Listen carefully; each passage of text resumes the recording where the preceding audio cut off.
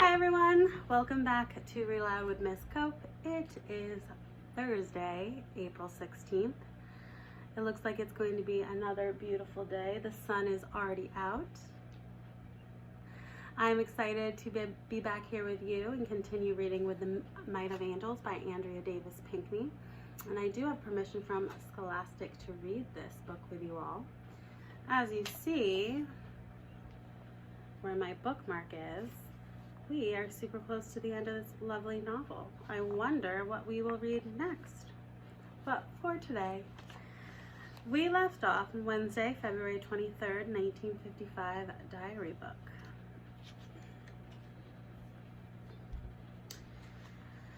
Today in Mr. Dunphy's history class, we talked about current events. Bobby Hatch brought in the Look magazine article about Jackie Robinson.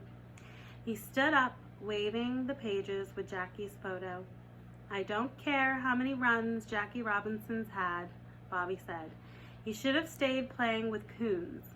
That's why there's a Negro League. The game is called baseball, not blackball." The other kids laughed. "Bobby, stick to the article, please," Mr. Dunphy said. "What's current about what you've read?" he said. Bobby did something I've never seen a kid do. He smart-talked a teacher right in front of everybody. Bobby said, "What's current is that the major leagues currently have a new song to sing. It's called Darky in the Dugout." Something ripped through me then, something so powerful it could have only been what Mama has called the might of angels. My chair screeched when I stood up at my seat.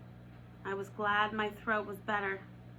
I needed to speak. Negro History Week is over, but colored people make history every day, so I had a lot to say. I talked and talked about Jackie Robinson and the accomplishments of notable Negroes. I kept talking, and Mr. Dunphy let me. I told everybody about Mary McLeod Bethune and Thurgood Marshall, one of the lawyers for the New York paper. During my time at Pretty Men, I've held on to my gift of gab for too long. Today was the time to use it. Everybody got quiet, and Bobby looked like he'd swallowed a baseball. He could have thrown a dozen eggs at me right then. I would have caught each and every one of them, and hard-boiled all 12 with the heat rising up in me. But no one egg flew in my direction. Not even a word came from the other students. Everybody was too busy listening. Whether those other kids would admit it or not, I have given them their first Negro history lesson. Gertie was smiling big. When I was finished, I said, "That's all Dawnie Ray has to say." "Way to go, Dawnie." She finally spoke up and stood up for African American people, right? And she taught her class about notable Negroes, including one of her favorite African American baseball players, Jackie Robinson. So good for you, Dawnie. Thursday, February 24th, 1955. Dear Mr. Jackie Robinson, I told my history class about you. Since then, something's changed in that class. The air seems different in Mr. Dunphy's room. Better somehow.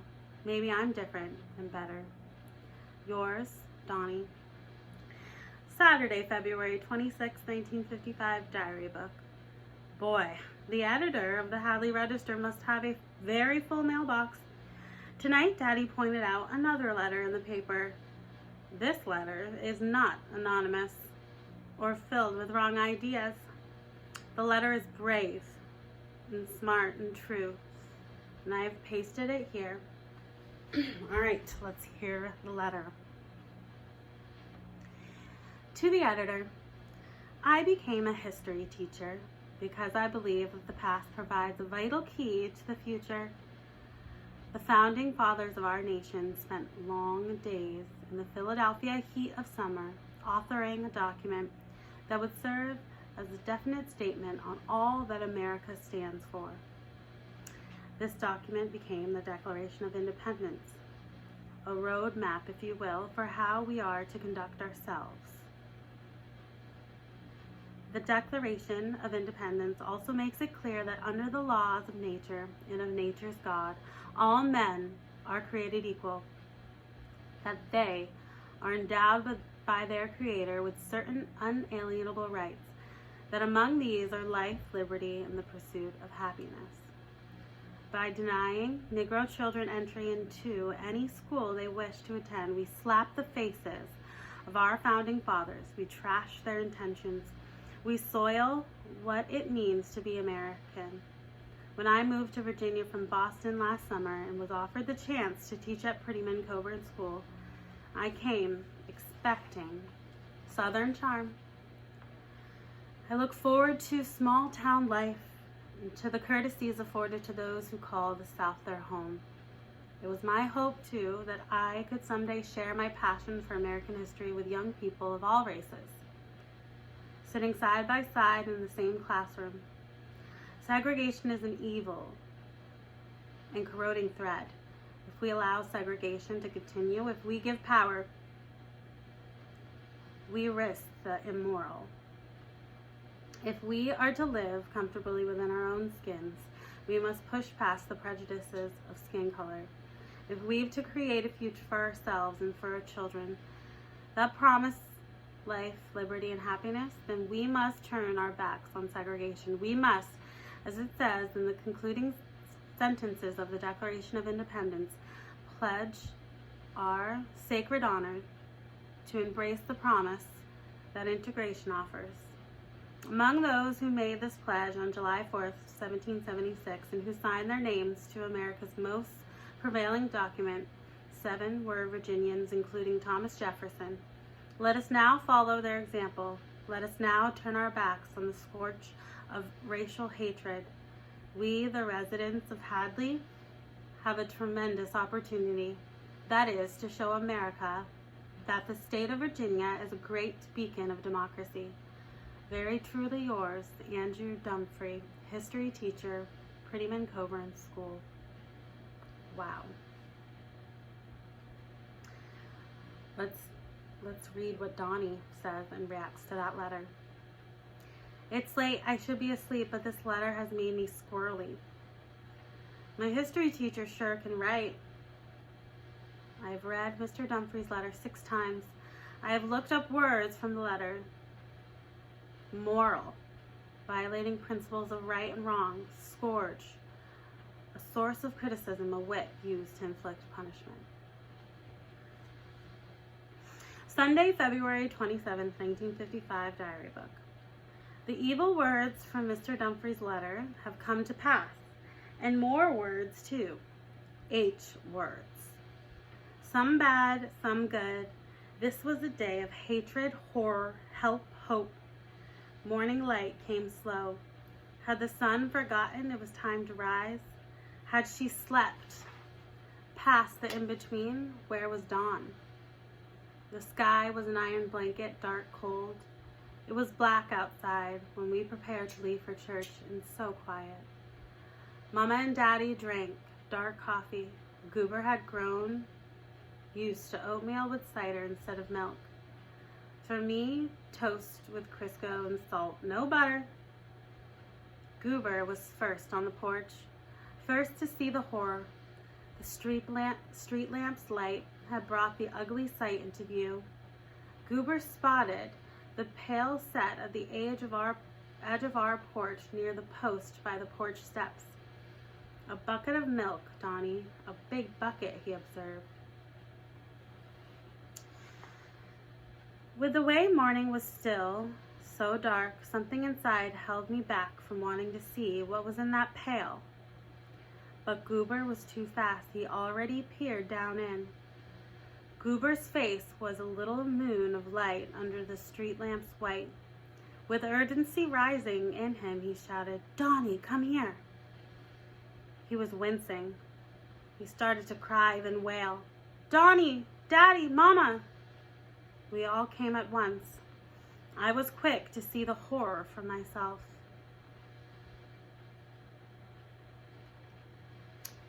A dead raccoon, bloated, belly floating up, drowning in a batch of milk. There was a note that said, "Kill integration. Stop the dairy boycott now." Daddy and Mama stood over Goober and me, blocking the streetlight, but still able to see enough to tell us to come away from the bucket. This was the work of that strange voice calling on our telephone, anonymous. This was hatred. My insides fought to keep down the Crisco toast. Some of it came up, but not out. I shook and thought of Waddle and worried about her being next. I held Mama around her waist, buried my face in the lavender smell of Mama's church coat. Cooper was shaking too, and he buried himself into my coat, wetting its wool with all his crying. I managed to tell Mama and Daddy about the man's voice on the phone, about the milk batch warning. "I should have told," I cried. "We could have stopped this somehow." Mama just hugged me tighter. She said, "Evil is powerful, Dawnie. Even with those phone calls, we had no way of knowing this was on the minds of evil-hearted people. Daddy put the creature's remains in a sack, cleaned the bucket off our porch. He somehow got rid of it all quickly and eased us into his truck for church. We rode through the dark as night morning, with Mama praying silently. Where was sunrise?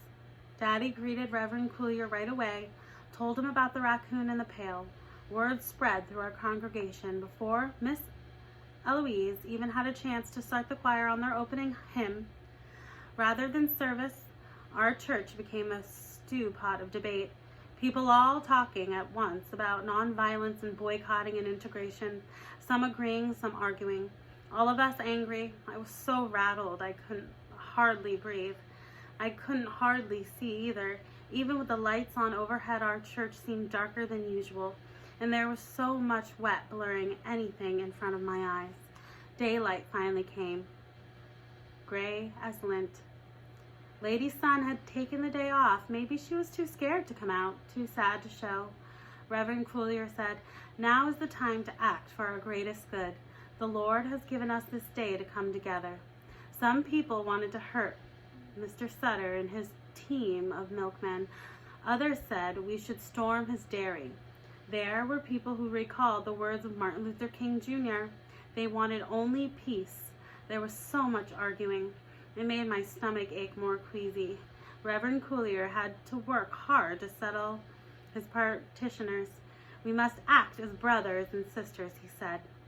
When the congregation has quieted down, there was one thing everybody in church agreed on. This was a time for light and prayer and help and healing for me and my family. Miss Nora handed out candles. She lit hers first and touched its teeny flame to Roger's candle, who put his to Yolanda's. It went from there, flickering, bright to brighter, until our church glowed on this gray morning. Everyone gathered in a circle around me. Mama, Goober, Daddy. Miss Eloise took it from there. She didn't need her organ. She started to sing. "Believe in the light of the Lord. Feel his goodness. Know his strength. Let him lead us on this day. Faith, strong faith, is the shepherd's way."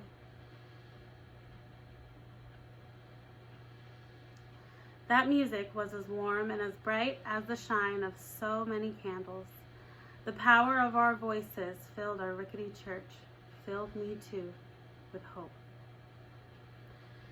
Monday, February 28th, 1955. Diary book.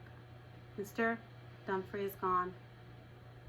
We were told today that he'd chosen to go back to Boston, but how could he choose that so fast? I don't think Mr. Dumfries chose that. I think it was chosen for him. In the lunchroom, I heard some of the other kids calling Mr. Dumfries Mr. Dummy.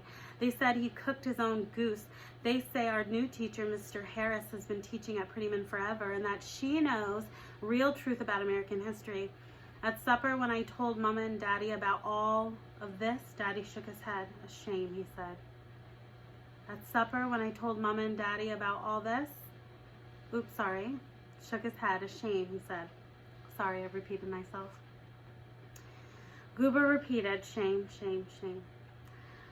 "Dear Mr. Dumfries, I hope Wherever you are, it is far away from the scourge of racial hatred. I hope there are no iniquities in Boston. I miss you. Yours truly, Dawnie, Ray Johnson, Prettyman Cobra in 7th grade. We will stop there. That was a really, really heavy chapter. Unfortunately, Dawnie's history teacher was fired for speaking up the truth, right?